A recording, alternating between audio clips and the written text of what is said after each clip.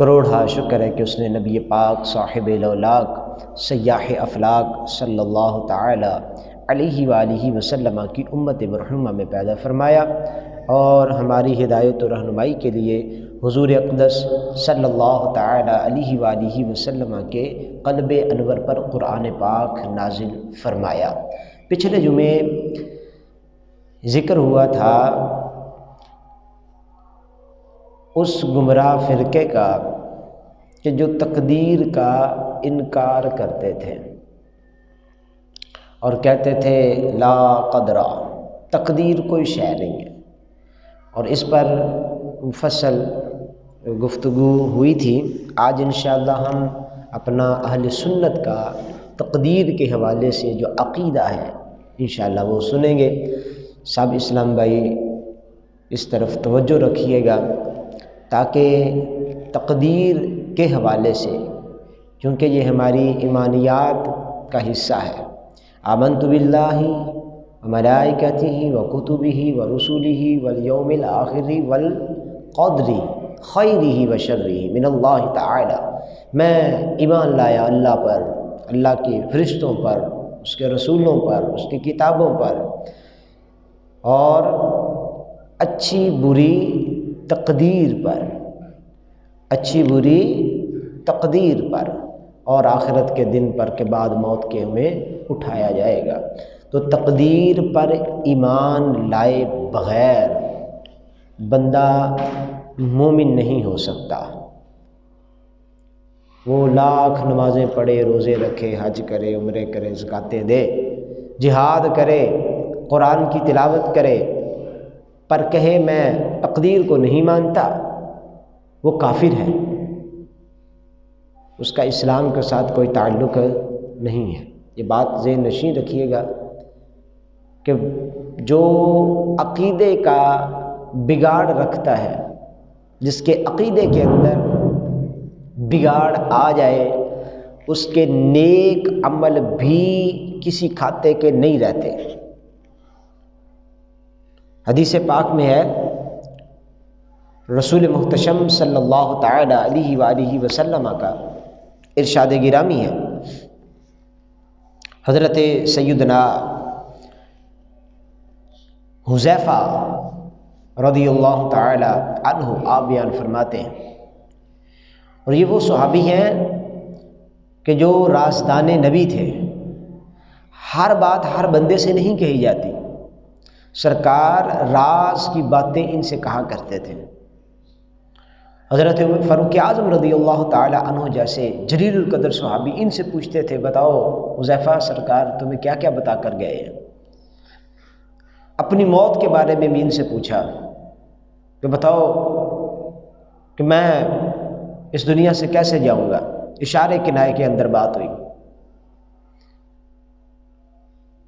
یعنی حضرت سیدنا فاروق اعظم رضی اللہ تعالیٰ عنہ پوچھتے ہیں، یہ بخاری کی حدیث مبارکہ ہے، حذیفہ بتاؤ تمہیں سرکار نے جو فتنوں کے بارے میں بتایا تھا اس کی خبر دو۔ حضرت حذیفہ فرمانے لگے، عمر آپ میں اور فتنوں میں ایک دروازہ ہے، آپ میں اور فتنوں میں ایک دروازہ ہے، یعنی آپ کے ہوتے ہوئے وہ فتنے پیدا نہیں ہوں گے کہ جن سے ڈرنا چاہیے، جو سرکار نے بیان کیے تھے۔ حضرت فاروق اعظم فرمانے لگے، حذیفہ بتاؤ وہ دروازہ کھولا جائے گا یا توڑا جائے گا؟ وہ دروازہ کھولا جائے گا یا توڑا جائے گا؟ حضرت حذیفہ فرمانے لگے، عمر سرکار نے بتایا تھا وہ دروازہ توڑا جائے گا۔ اللہ اکبر، یہ کیا تھی؟ فرمایا ٹھیک ہے الحمدللہ۔ کسی نے پوچھا اس سے کیا مراد ہے؟ فرمایا وہ حضرت فاروق اعظم رضی اللہ تعالیٰ عنہ کی موت تھی، وہ دروازہ۔ آپ پوچھ رہے تھے کھولا جائے گا یعنی میں طبعی موت مروں گا، یا کہ توڑا جائے گا یعنی مجھے شہید کیا جائے گا؟ تو سرکار نے بیان کر دیا تھا، حضرت حذیفہ نے بتایا، عمر آپ کو شہید کیا جائے گا۔ یہ وہ حذیفہ ہے۔ آپ ارشاد فرماتے ہیں، اور یہ سنن ابن ماجہ شریف کی حدیث مبارکہ ہے، باب اجتناب البدع والجدل، آپ فرماتے ہیں قال رسول اللہ صلی اللہ علیہ وسلم لا يقبل اللہ لصاحب البدعۃ صوما ولا صلاة ولا صدقة ولا حجا ولا عمرة ولا جہادا ولا صرفا ولا عدلا یخرج من الاسلام کما تخرج الشعرة من العجین. فرمایا جو بد مذہب ہے، جس کے عقیدے میں بگاڑ ہے، وہ کسی بھی زاویے سے ہو، وہ اللہ تعالیٰ کی ذات کے حوالے سے کچھ برا عقیدہ رکھتا ہو، یا اللہ کے فرشتوں کے بارے میں کچھ برا عقیدہ رکھتا ہو، یا اللہ کے پیغمبروں کے بارے میں کچھ برا عقیدہ رکھے، یا تقدیر کے بارے میں، یا آخرت کے دن کے بارے میں، یا اللہ کی کتابوں کے بارے میں، کسی ایک زاویے سے بھی اگر وہ ایسا عقیدہ رکھے جو قرآن و سنت کا نہیں ہے، اب اس برے عقیدے کا اثر کتنا ہے؟ فرمایا اس برے عقیدے کی وجہ سے لا يقبل اللہ اس بندے کی قبول نہیں فرماتا، صومن ولا صلاۃ ولا صدقۃ، نہ ہی روزہ قبول فرماتا ہے بد مذہب کا، نہ ہی نمازیں قبول فرماتا ہے، نہ ہی صدقے قبول فرماتا ہے، ولا حجا ولا عمرۃ ولا جہادا، نہ حج قبول، نہ عمرے قبول، نہ جہاد قبول، ولا صرفا ولا عدلا، نہ کوئی نفل قبول، نہ کوئی فرض قبول. وجہ کیا ہے؟ دودھ کا بھرا ہوا ایک پیالہ ہو، میں سمجھانے کے لیے عرض کرتا ہوں، اس کے اندر پیشاب کا ایک قطرہ ڈال دیں، کیا ہوگا؟ آپ کہیں گے بھئی بھرا ہوا پیالہ دودھ کیا ہے، کوئی پیے گا اس کو؟ نفیس طبع شخص، نفاست پسند، اس کو پیے گا؟ نہیں پیے گا. بھئی کیا ہے؟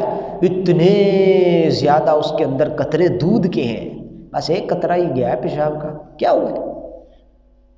وہ کہے گا وہ جو ایک گیا ہے اس کی نحوست سے، اس کی گندگی اور پلیدی سے، اس کی ناپاکی سے وہ سارا ہی ناپاک ہو چکا ہے. اور یہ کون سمجھے گا؟ نفاست والا، عقل مند، مجنون، پاگل اور بیوقوف کو تو یہ بات سمجھ نہیں آئے گی. ہزاروں نیکیاں کی، نمازیں پڑھی، روزے رکھے، حج کیے، عمرے کیے، زکاتیں دی، نفل کیے، عبادتیں، فرض عبادتیں کی، سب کچھ کیا، لیکن عقیدے کا گند داخل کر دیا.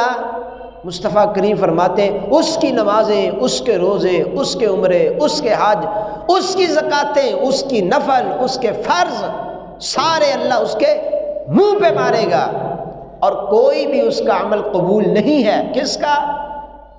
جس کے عقیدے کے اندر بگاڑ ہے، جس بندے کے عقیدے میں بگاڑ ہے. اور فرمایا کہ یخرج من الاسلام، یہ وہ حبیب فرما رہے ہیں کہ جو اسلام میں داخل فرماتے ہیں، وہ فرماتے ہیں عقیدے میں بگاڑ رکھنے والا اسلام سے نکل جاتا ہے، اور ایسے ہی نکلتا ہے کما تخرج الشعرۃ من العجین، کہ جس طرح گوندے ہوئے آٹے میں سے بال نکل جاتا ہے. اللہ اکبر. ہمیں ضرورت ہے ہم اپنے عقائد کی درستگی کریں. جہاں پر میں چھوٹا سا سوال کروں گا، جواب پھر کبھی انشاءاللہ، صرف جھنجھوڑنے کی خاطر. سب سے پہلے ہم جب مسلمان کرتے ہیں کسی کو، ہم تو مسلمان ہیں الحمدللہ، اگر کوئی عیسائی آ جائے ہمارے پاس اور کہے کہ حضرت مجھے مسلمان کر دیں، پہلی بات ہم اس سے کون سا اقرار کرواتے ہیں؟ پڑھو بھی، اشہد ان لا الہ الا اللہ، گواہی دو توحید کی، صرف معبود برحق اللہ ہے، اس کی گواہی دو. توحید کی گواہی لیتے ہیں. لیکن میرا سوال ہے مجھ سے بھی، ہم سب سے بھی، کیا ہمیں پتہ ہے توحید کی کتنی قسمیں ہیں؟ توحید کی کتنی قسمیں؟ ہماری عمریں گزر گئی اسلام میں.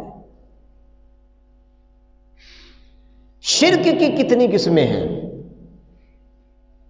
اللہ کو ایک ماننا ہے نا، اللہ کو وحدہ لا شریک ماننا ہے، کتنی طرح سے، کس کس زاویے سے یہ ہم تسلیم کریں، مانیں، یقین رکھیں، ایمان لائیں کہ اللہ ایک ہے۔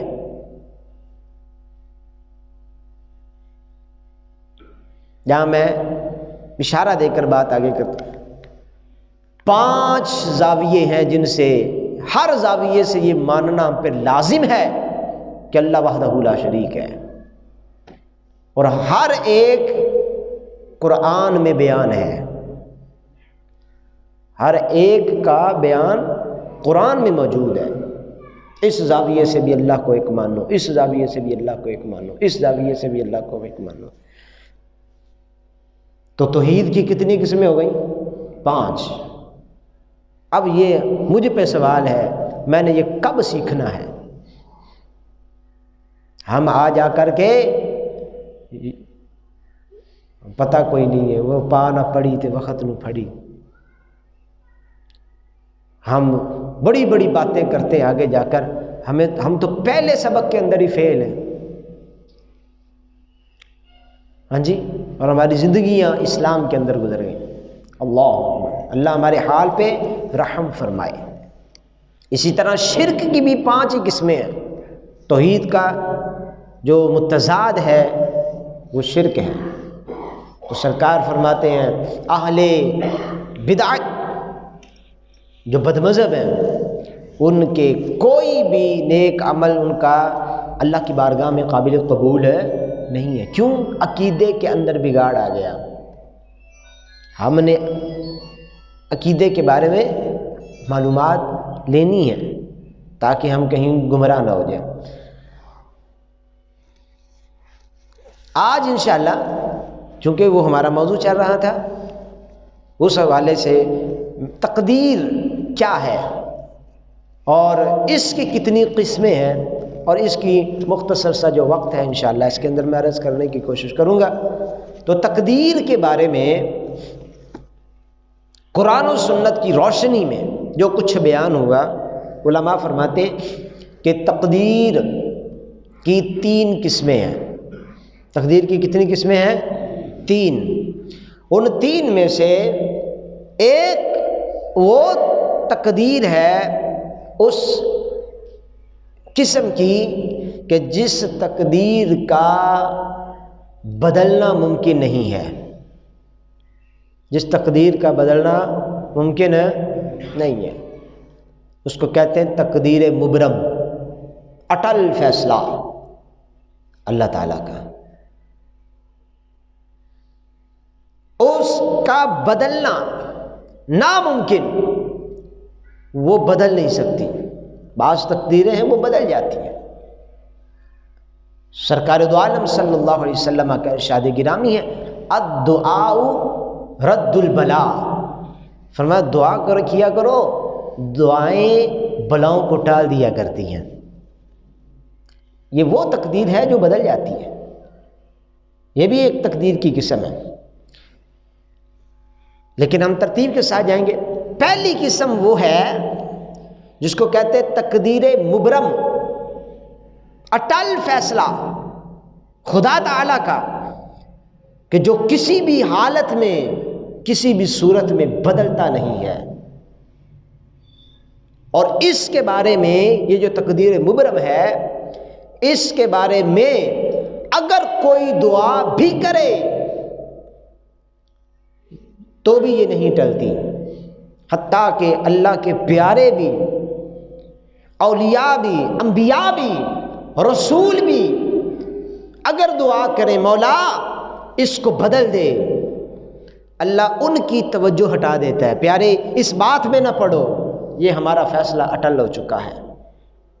اب اس کا بیان کرتے ہوئے اس پہلی قسم کا تقدیر مبرم کا اللہ تعالیٰ سورہ ہود کے اندر ارشاد فرماتا ہے، یہ آیت نمبر 74، 75 اور 76 ہے۔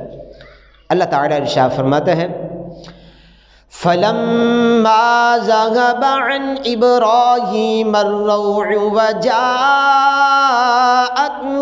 البشرى یجادلنا فی قوم لوط۔ وہ فرشتے جو آئے تھے قوم لوط کی طرف عذاب لے کر، انسانی شکلوں میں آئے تھے، دیوار پھیلان کے حضرت ابراہیم کے گھر آئے تھے۔ آپ ڈر گئے کہ یہ کہیں لٹیرے شٹیرے نہ ہوں، نہ سلام کیا نہ کچھ، ہاں جی کھانا بھی نہیں کھاتے آپ نے جب بچڑا ذبح کیا تھا، کیونکہ فرشتے کھانے پینے سے پاک ہیں۔ لیکن جب انہوں نے بعد میں اپنا تعارف کروایا کہ حضرت گھبرائیے نہیں، ہم اللہ کے فرشتے ہیں اور قوم لوط کی طرف عذاب لے کر آئے ہیں۔ اور حضرت لوط علیہ السلام حضرت ابراہیم علیہ السلام کے بھتیجے تھے۔ حضرت ابراہیم کے کیا تھے؟ بھتیجے تھے۔ اور اللہ فرماتا ہے ان ابراہیم لحلیم اواہ منیب، اور بے شک میرا ابراہیم بہت تحمل والا، بہت آہیں کرنے والا اور رجوع کرنے والا ہے۔ اب حضرت ابراہیم علیہ السلام کا نام نامی اس میں گرامی ہی رحمت بھرا ہے۔ ابراہیم، اس کے بارے میں مفسرین کرام ارشاد فرماتے ہیں کہ تفسیر روح البیان کے اندر ہے الا تری ان ابراہیم، اس آیت کی تفسیر میں تفسیرہ ابو راحم، یہ اصل میں تھا ابو راحم، اور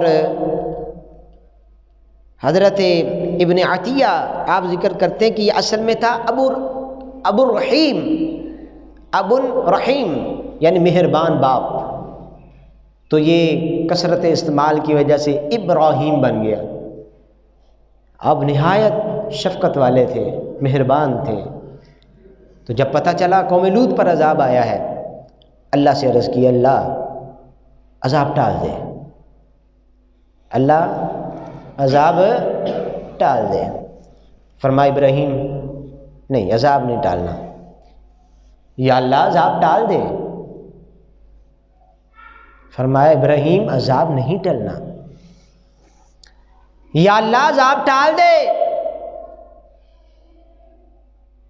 اب آپ کہیں گے یہ کیسا لب و لہجہ ہے بھائی، اللہ سے بات کرنی ہے، اللہ سے مانگنا ہے تو اس لب و لہجے میں؟ اس کو اللہ نے خود بیان فرمایا ہے۔ اللہ فرماتا ہے یجادلنا فی قوم لوط، میرا ابراہیم حضرت لوط علیہ السلام کی قوم کے معاملے میں ہم سے جھگڑ پڑا۔ ابراہیم جھگڑ پڑے، یجادلنا جدال، جھگڑنا، اللہ اکبر۔ اللہ نے اس لفظ کے ساتھ ان بد مذہبوں کے منہ پہ ان کا باطل عقیدہ رد کر دیا جو کہتے ہیں اللہ کے پیاروں کی اللہ کی بارگاہ میں ایسی ہی شان ہے، معاذ اللہ۔ وہ کہنے والے نے کہا تھا سب چھوٹے بڑے جو ہیں وہ اللہ کے دربار میں چوڑے چماڑ کی طرح ہیں۔ وہ جو خود چوڑا تھا، خود چماڑ تھا، وہ کیا جانے اللہ کے پیاروں کی اس کے دربار میں شان کیا ہے۔ اور یہ بات کرنے والے کا نام تھا اسماعیل، نام کتنا پیارا ہے، اسماعیل دہلوی۔ خدا کے پیاروں کے بارے میں وہ ایسے جملے لکھتا رہا اور مر کھپ گیا، آج اس کو ماننے والے موجود۔ ہم اپنے عقیدے کی فکر کریں، ہمارے پاس اللہ کے پیاروں کا کیا مقام و مرتبہ ہے، یہ بیان کرنے کے لیے رب کا قرآن موجود ہے۔ اللہ فرماتا ہے جو میرے پیارے ہیں ان کو میری بارگاہ میں اتنا قرب حاصل ہے، یجادلنا فی قوم لوط، وہ ہم سے جھگڑ بھی پڑتے ہیں۔ بھئی اگر کچھ بھی نہ ہوتے رب کی بارگاہ میں، کوئی ان کی عظمت و شان نہ ہوتی، کیا ضرورت تھی کسی کی کہ وہ رب سے جھگڑے؟ اور یہ محض اللہ کا ان پہ فضل ہے، یہ مقام ناز ہے کہ بندہ جھگڑتا ہے، وہ رب ہو کر کے اپنے بندے کو کچھ نہیں کہتا۔ یہ تو تھے ابراہیم۔ جناب موسیٰ علیہ السلام کے بارے میں رسول محتشم صلی اللہ تعالی علیہ وآلہ وسلم فرماتے ہیں، اور اس حدیث کو حضرت عبداللہ بن مسعود رضی اللہ تعالی عنہ بیان فرماتے ہیں سمعتو، سرکار نے فرمایا سمعتو کلاما فی السماء، شب معراج میں نے آسمانوں میں گفتگو سنی، کلام سنا۔ فقلت یا جبرائیل من ھذا، میں نے جبریل سے پوچھا جبریل یہ کس کی آواز ہے؟ یعنی کوئی بڑی تیز تیز باتیں کر رہا تھا۔ میں نے پوچھا جبریل یہ کون ہے؟ قال ھذا موسیٰ، جبریل کہنے لگے اے اللہ کے حبیب یہ حضرت موسیٰ ہیں۔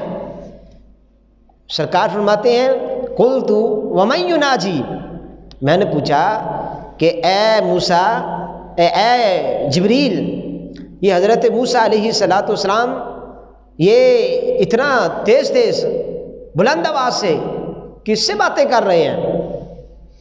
بلند آواز سے اونچی اونچی کس سے باتیں کر رہے ہیں؟ قال ربہ تعالی، جبریل فرمانے لگے یا رسول اللہ یہ اپنے رب سے باتیں کر رہے ہیں، اونچی اونچی گلاں پہ کرتے ہیں۔ ان باتوں میں سے ایک بات بیان کروں، بخاری کی حدیث مبارکہ جب سرکار فرماتے میں چھٹے آسمان سے آگے نکلا تو حضرت موسیٰ علیہ السلام کہنے لگے یہ نوجوان، یعنی سرکار علیہ السلام، یہ نوجوان کہ اس کی امت میری امت سے پہلے جنت میں جائے گی، واہ کیا مقام ہے، کیا مرتبہ ہے۔ یہ ایک بات ہے، اس طرح کی کوئی باتیں کی ہوں گی، اب اونچا اونچا کہہ رہے ہوں گے، مثال کے طور پر یا اللہ میری قوم پہ تو نے من و سلوہ نازل کیا، ہم نے تو ادھر ہی جنت کے میوے کھائے اور جنت میں سب سے پہلے ان کی امت جائے گی، ایک ناز کی بات ہے۔ یعنی یوں کہہ لیں اونچا اونچا بول رہے تھے۔ میں نے کہا جبریل کیا موسیٰ علیہ السلام یرفع صوتہ علی ربہ، یہ اپنے رب سے بات کرتے ہوئے اونچی اونچی آواز سے بات کرتے ہیں؟ قال ان اللہ تعالی عز وجل قد عرف انہ حدۃ، حضرت جبریل فرمانے لگے یا رسول اللہ اللہ جانتا ہے کہ موسیٰ علیہ السلام کا مزاج بڑا تیز ہے، موسیٰ کا مزاج تیز ہے، اگر وہ رب سے یوں بلند باتیں کرتے بھی ہیں وہ مقام ناز میں ہے، وہ کر سکتے ہیں، ابراہیم جھگڑ سکتے ہیں، موسیٰ بلند آواز سے بات کر سکتے ہیں، بلکہ یہ تو موسیٰ تھے اور حضرت ابراہیم تھے، وہ بچہ کہ جو پیدا ہونے سے پہلے ہی مر جاتا ہے، کچا بچہ۔ حدیث پاک میں تو اس کے بارے میں یہ موجود ہے کہ وہ قیامت کے دن اگر ان کے والدین اذ دخل ابویہ النار، اگر اس کے والدین جہنم میں جائیں گے تو وہ کچا بچہ اپنے رب سے اپنے والدین کے بارے میں جھگڑا کرے گا، جھگڑے گا، اور فرمایا اس طرح جھگڑے گا کہ جس طرح قرض خواہ کسی قرض دار سے جھگڑتا ہے، قرضے کا مطالبہ کرنا، جس نے قرضہ پہلے دیا تھا وہ اس نے واپس لینا ہے، اور جس نے قرضہ لیا تھا اس سے جس طرح تقاضا کاٹ میرا پیسہ کاٹ، تو لے کے گیا سی میرے کولوں، یہ کون کہے گا؟ اس لب و لہجے میں کون بات کرتا ہے؟ کرے گا کچا بچہ، وہ رب سے کہے گا اے اللہ میرے والدین کو جہنم سے نکال، اور رب فرمائے گا ایھا السقط المراغم ربہ، او اپنے رب سے جھگڑنے والے کچے بچے۔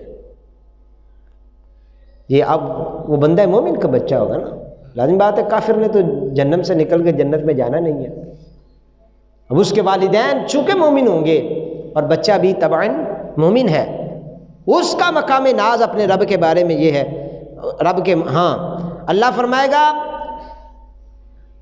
اے کچے بچے ادخل ابویک الجنہ، اٹھ اور اپنے والدین کو پکڑ اور جنت میں لے جا۔ فرماتے ہیں کہ فَيَجُرُّهُمَا بِسُرَرِهِ حَتَّى يَدْخُلَهُمَا الْجَنَّةَ، بچہ اپنے ناڑو سے، یہ ناف میں ناڑو ہوتا ہے نا جب بچہ پیدا ہوتا ہے، ماں کے ساتھ تعلق ہے، اس ناڑو سے اپنے باپ کو اور اپنی ماں کو جہنم سے کھینچ کر کے باہر لائے گا اور جنت پہ پہنچا دے گا۔ یہ تو بچے یہاں کچے بچے، ان کو رب کے ہاں عزت و مقام و مرتبہ ہے، اور جو اللہ کے پیارے ہیں ان کا مقام کا کیا عالم ہوگا۔ تو اس طرح کا نظریہ عقیدہ رکھنے والے موجود ہیں، آنکھیں کھولیں اپنی۔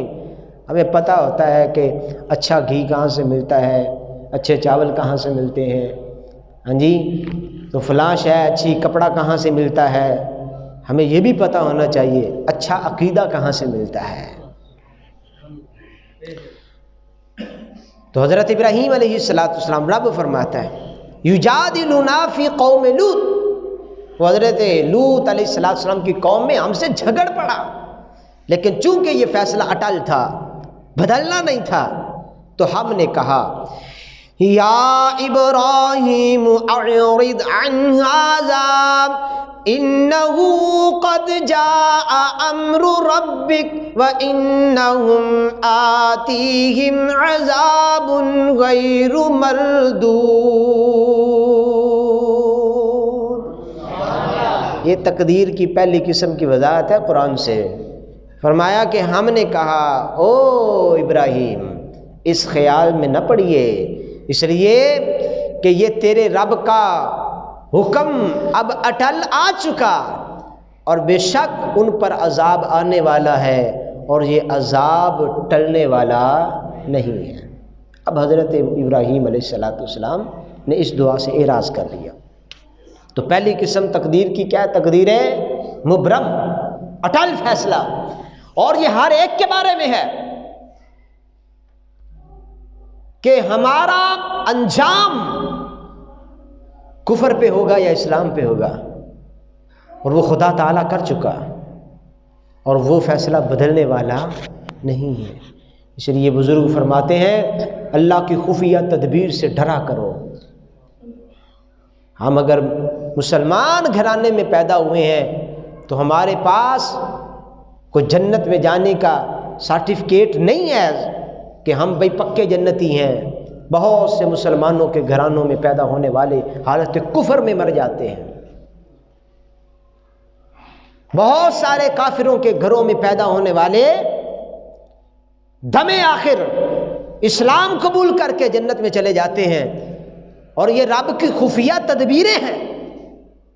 حدیث پاک میں ہے لوگ چار طرح کے ہیں، ایک وہ جو مسلمانوں کے گھر میں پیدا ہوئے اور مسلمان جیے اور مسلمان ہی مر گئے، ایک تو وہ ہے۔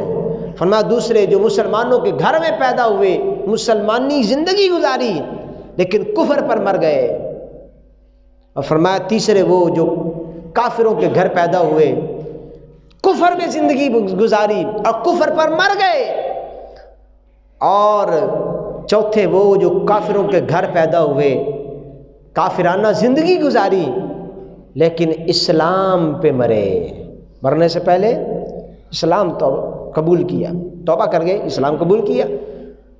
ان میں سے جن کا خاتمہ ایمان پر ہوا وہ اہل جنت، اور جن کا خاتمہ کفر پر ہوا وہ اہل نار، اور ان کے پیدا ہوتے اور ان کی جوانی میں کوئی نہ جانتا تھا ان میں سے جنتی کون ہے اور جہنمی کون ہے۔ انما الاعمال بالخواتیم، سرکار فرماتے عملوں کا دار و مدار خاتمے کے اوپر ہے۔ اگر بندے کا خاتمہ اچھا ہوا اس کے عمل بھی اس کو لے جائیں گے جنت میں، اگر خاتمہ اس کا برا ہو گیا اس کے عمل اس کو جہنم میں لے جائیں گے، اور یہی اللہ کی خفیہ تدبیر ہے کہ جس کے بارے میں کوئی بندہ جانتا نہیں ہے۔ اب یہ فیصلہ اٹل ہو چکا، ازل میں ہی فیصلہ ہو چکا، اللہ کر چکا کس نے جنت میں جانا ہے اور کس نے جہنم میں جانا ہے۔ ایک مرتبہ سرکار نے یوں ہی تقدیر کے بارے میں صحابہ کرام سے ارشاد فرمایا، قبرستان میں تھے سرکار، تو صحابہ نے سوال کر دیا ہمارے ذہنوں میں بھی سوال آتا ہوگا، وہی سوال اچھا ہوا صحابہ نے کر دیا، ہمیں جواب مل گیا۔ عرض کی یا رسول اللہ صلی اللہ علیہ وسلم ذرا یہ بتائیے، اگر اللہ نے ہمارا فیصلہ کر ہی دیا ہے، مثال کے طور پر میرے بارے میں فیصلہ ہو ہی چکا ہے کہ میں نے جنت میں جانا ہے، پھر نماز پڑھنے، روزہ رکھنے، حج کرنے، صدقہ کرنے، جہاد کرنے، اس کا ہمیں حکم کیوں دیا ہے کہ نیک عمل کرو؟ بھائی فیصلہ تو ہو چکا، ہم نیک عمل کریں تب بھی جنتی ہیں، نہ کریں تب بھی جنتی ہیں، کیونکہ یہ فیصلہ اٹل ہو چکا ہے، یہ تو بدلنا نہیں ہے، ہر ایک کے بارے میں فیصلہ ہو چکا ہے۔ اور ایسے ہی اگر کسی کے بارے میں جہنم کا فیصلہ ہو چکا تو اس سے یہ تقاضا کہ زنا نہ کرنا، شراب نہ پینا، چوری نہ کرنا، بدکاری نہ کرنا، سود نہ کھانا، اس کا کیا فائدہ؟ وہ تو جہنمی ہی جہنمی ہے۔ وہ نیک عمل کرے نہ کرے اس نے جہنم میں جانا ہے، کیونکہ اٹل فیصلہ ہو چکا۔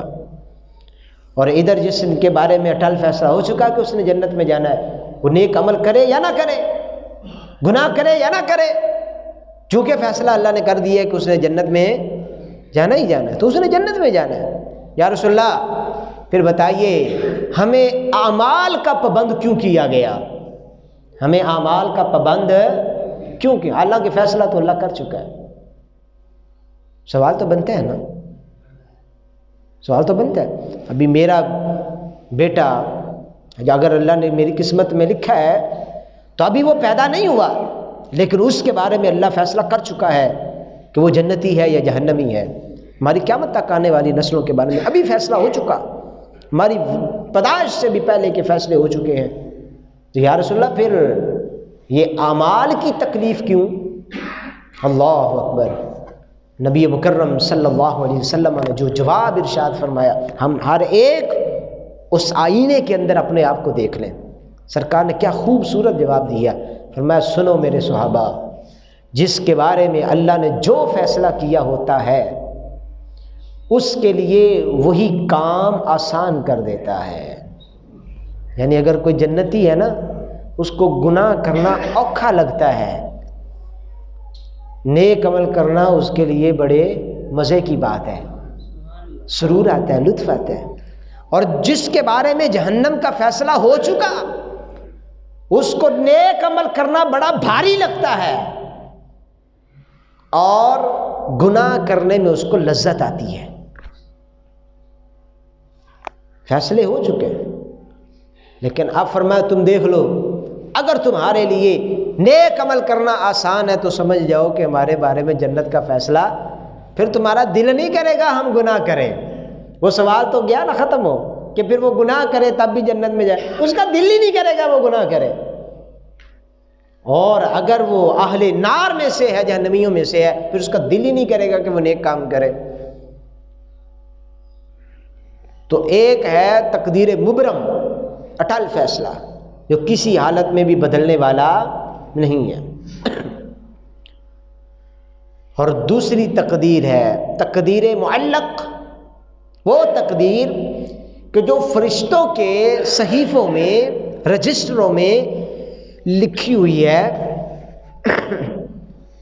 کہ اگر میرا بندہ فلاں ایک کام کرے گا تو اس کی یہ مصیبت ٹل جائے گی، یا میرا بندہ فلاں بندے سے اگر دعا کروائے گا تو یہ مصیبت ٹل جائے گی، اور اگر میرا بندہ جو ہے وہ فلاں نیک کام کرے یا مجھ سے مانگے تو یہ مصیبت ٹل جائے گی۔ اس کا نام ہے تقدیر معلق، جس کے بارے میں سرکار نے فرمایا الدعاء رد البلا، الصدقۃ رد البلا، صدقہ مصیبتوں کو ٹالتا ہے، دعا تقدیر کو بدل دیتی ہے۔ تو یہ تقدیر کی دوسری قسم ہے جو فرشتوں کے صحیفوں میں، ان کے رجسٹروں میں لکھا ہوا ہے، اور ذمہ داریاں دی گئیں، جس طرح رات کو لکھ کر کے شب برات اس سال میں سارا وہ لکھ کر کے دے دیا گیا فرشتوں کو، کس نے مرنا ہے، کس نے جینا ہے، کس کو کتنا رزق دینا ہے، کس نے بیمار ہونا ہے، کس نے تندرست ہونا ہے، اب اسی میں لکھا ہوا ہے یہ جی فلاں ابو بکر ہے، اس کو بخار ہو جائے گا، اور اگر یہ فلاں نیک کام کرے تو یہ بخار سے نجات پا جائے گا، اور اگر اس نے وہ فلاں نیک کام نہ کیا یا دعا نہ کی یا صدقہ جو بھی ہے وہ نہ کیا، یہی بخار اس کی موت کا سبب بن جائے گا۔ تو ایک تقدیر یہ ہے، اس کو کہتے ہیں تقدیر معلق، اور تیسری تقدیر ہے مشابہ مبرم، یعنی ان دونوں تقدیروں میں سے درمیانی۔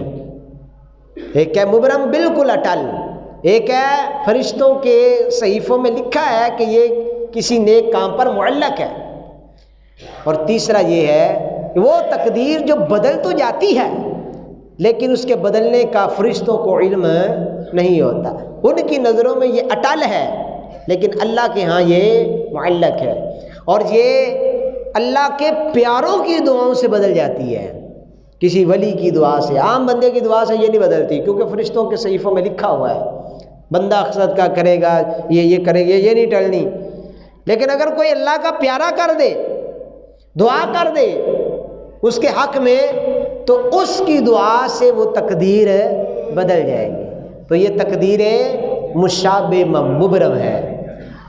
تو اس حوالے سے ہمارا جو عقیدہ و نظریہ ہے اس کو سمجھیے گا تاکہ ہم فتنوں سے بچیں، اور رسول پاک صلی اللہ علیہ وسلم ارشاد فرماتے ہیں، یہ آخری حدیث مبارکہ ہے،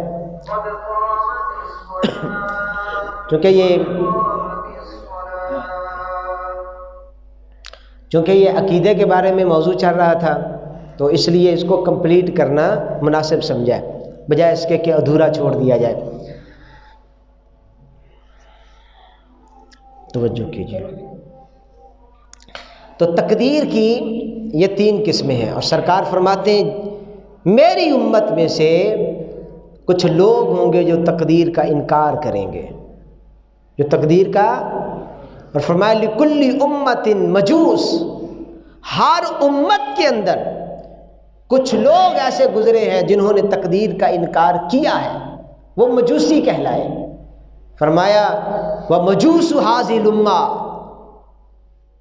الَّذِينَ يَقُولُونَ لَا قَدْرَ، فرمایا میری اس امت کے وہ لوگ مجوسی ہیں کہ جو کہیں گے کہ تقدیر کوئی شے نہیں ہے۔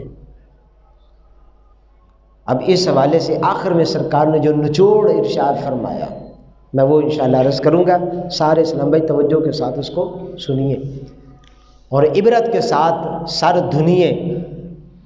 ہم کہاں کھڑے ہیں، ہمارے آقا و مولا ہمیں کہاں بلا رہے ہیں، میں کہاں پر ہوں، میرے محبوب کہاں پر ہیں، اگر میں ان کے پاس نہ گیا تو میرا کیا بنے گا۔ اب حضور علیہ الصلوۃ والسلام ہمیں تنبیہ فرما کر گئے، کیا ہر وہ بندہ جو بد مذہب ہے، چاہے وہ تقدیر کا منکر ہو یا اللہ کے رسولوں میں سے کسی رسول کی توہین کا مرتکب ہو، یا کتابوں کا انکار کرے، یا فرشتوں کی توہین کا مرتکب ہو، یا اللہ کے بارے میں کوئی غلط سلط عقیدہ رکھے، اگرچہ اپنے آپ کو وہ مسلمان کہتا ہو، تمہیں اللہ نے عقل دیا ہے، شعور دیا ہے، فہم دیا ہے، تم سمجھ جاؤ کہ یہ بد مذہب ہے، بھٹک چکا ہے، اس کے بارے میں سرکار نے کیا باتیں ارشاد فرمائی۔ یہ کوئی کسی مفتی کا فتویٰ نہیں ہے، یہ کسی امام مسجد کی بات نہیں ہے کہ آپ یہ کہیں کہ یہ بڑی سخت بات کر دی ہے جی مولوی صاحب نے۔ ہم تو بڑے پیار سے رہنے والے ہیں، ہمارا تو بڑا اتفاق ہے، اتحاد ہے۔ اتفاق اتحاد پوچھنا ہے تو ابو بکر سے جا کر کے پوچھیں، حضرت عمر سے جا کر کے پوچھیں، عثمان غنی مولا کائنات علی مرتضیٰ سے جا کر کے پوچھیں کہ بدر کے مقام پر جن کی تلواریں اپنے ہی پیاروں کی گردنوں کے اوپر تھیں، فرق کیا تھا؟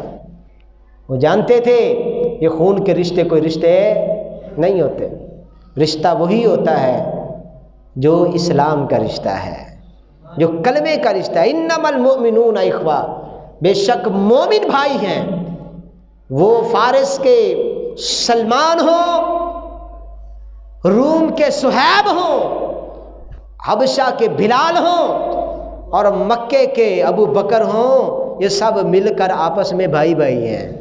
باپ مختلف ہیں، علاقے مختلف ہیں، بولیاں مختلف ہیں، زبانیں مختلف ہیں، طور طریقے رواج مختلف ہیں، لیکن جب ایک کلمہ اسلام کے جھنڈے تلے آ گئے تو سب آپس میں کیا بن گئے؟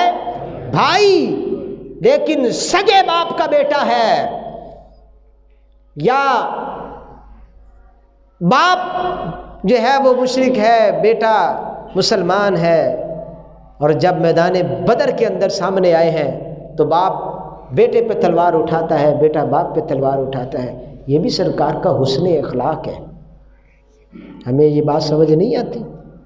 اب سرکار نے جو آخر میں نچوڑ فرمایا کہ سنو، اس کو حضرت ابو ہریرہ رضی اللہ تعالی عنہ ارشاد فرماتے ہیں، سرکار نے بد مذہبوں کے متعلق ارشاد فرمایا جن کے عقیدوں میں بگاڑ ہے.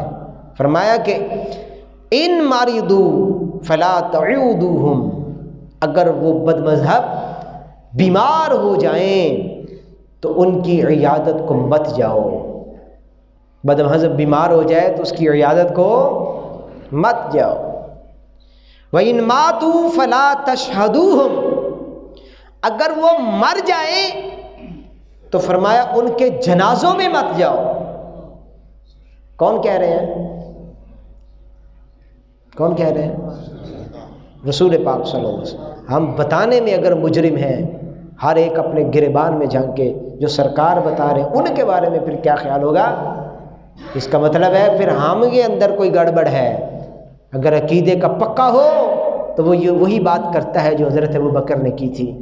حضرت عبد الرحمن ابن ابی بکر نے کہا، ابا جی بدر کے دن آپ 17 مرتبہ میری تلوار کے نیچے آئے تھے، ابا سمجھ کے چھوڑ دیا. یہ باتیں ہو رہی ہیں تب جب حضرت عبد الرحمن مسلمان ہو گئے تھے. حضرت ابو بکر فرمانے لگے، بیٹا بدر کے مقام میں اگر ایک بار بھی میری تلوار کی زد میں آتا، میں تجھے اللہ اور اس کے رسول کا دشمن سمجھ کے قتل کر دیتا، بیٹا سمجھ کے کبھی بھی نہ چھوڑتا. یہ مزاج صدیقی ہے. اور سرکار بیان فرماتے، اگر وہ مر جائیں وَإِن مَاتُوا فَلَا تَشْهَدُوهُمْ، مر جائیں ان کے جنازوں میں مت جاؤ. اور فرمایا وَإِن لَقِيتُمُوهُمْ فَلَا تُسَلِّمُوا عَلَيْهِمْ، اگر راہ چلتے کہیں ان سے ملاقات ہو جائے انہیں سلام نہ کرو. انہیں سلام، حالانکہ سلام کرنا چاہیے. سرکار نے فرمایا افشوا السلام، سلام کو عام کرو. لیکن فرمایا جو دین کے اندر دراڑیں ڈال رہا ہو اس کو سلامتی کی دعا مت دو کہ تو سلامت رہے، اور دین کے اندر دراڑیں ڈالتا رہے، اس کو سلامتی کی دعا نہ دو. آگے فرمایا وَلَا تُجَالِسُوهُمْ، ان کی مجلسوں میں مت جاؤ، ان کے پاس مت بیٹھو. وَلَا تُشَارِبُوهُمْ، 5ویں بات فرمائی ان کے ساتھ مل کر کے پیو نہیں. کوئی بھی شے ہے، یہاں پر چائے کی پیالی پہ لوگ اپنا مذہب بدلتے پھرتے ہیں، بوتلوں پہ مذہب بدلتے پھرتے ہیں، مسلک بدلتے پھرتے ہیں. سرکار نے اس کو روکا تھا، جانتے تھے لوگ سموسہ کھا کر کے دین بیچ دیں گے. فرمایا کہ ان کے ساتھ مل کر پیو نہیں.